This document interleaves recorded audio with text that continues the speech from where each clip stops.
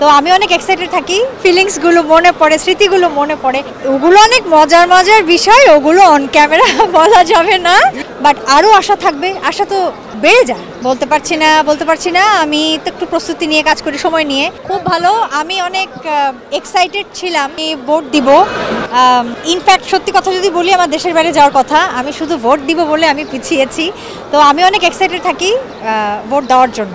খুবই ভালো, এবং এখানে আসলে আমার যেটা ভালো লাগে সেটা হচ্ছে যে আমাদের জেনারেশনের বা আমাদের সিনিয়র যাদের সঙ্গে আমি কাজ করেছি ছোটবেলা থেকে, তাদের সবার সঙ্গে দেখা হয়। মোটামুটি যারা দেশে আসে সবাই আসে, তো সবার সঙ্গে দেখা হয়, সেই আগের ফিলিংসগুলো মনে পড়ে, স্মৃতিগুলো মনে পড়ে। আমার ভীষণ ভালো লাগে, আমি অনেক এনজয় করি।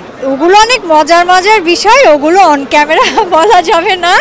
ওই আর কি এক একজনকে একটু পচায়। আমাদের ছোটবেলার অনেক স্মৃতি আছে, তো যখন আমরা সবাই একদম নতুন, অনেকে ডিরেক্টর হিসেবে তখন নতুন, অনেকে আর্টিস্ট হিসেবে তখন নতুন, সবাই তো এখন অনেক সিনিয়র, অনেকে কাজ করেও না, তো অনেকে আবার বিদেশ থাকে। দেখা হলো, যেমন তো উকিল ভাইয়ের সঙ্গে দেখা হলো, উনি তো আমেরিকায় থাকেন, অনেক বছর পর দেখা হলো। ওনার সঙ্গে তো একসঙ্গে অনেক কাজ করেছি, ওনার ডিরেকশনে, বিপাশা আপার লেখা স্ক্রিপ্টে। তো এই তো তখন অনেক স্মৃতি রোমন্থন করি আমরা, ভীষণ ভালো লাগে।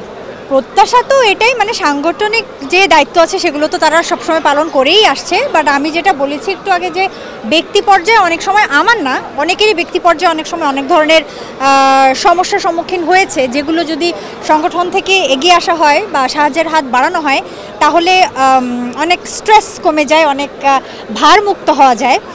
এগুলোও করেছে সংগঠন, আগে করেছে অবশ্যই, বাট আরও আশা থাকবে, আশা তো বেড়ে যায়।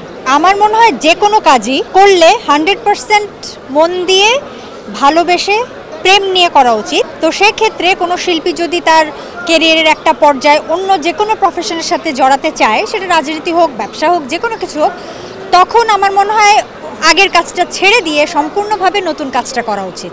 না, আমি তো ওইভাবে ঘন ঘন কাজ করি না, আমার তো শরতের জবাই শেষ কাজ।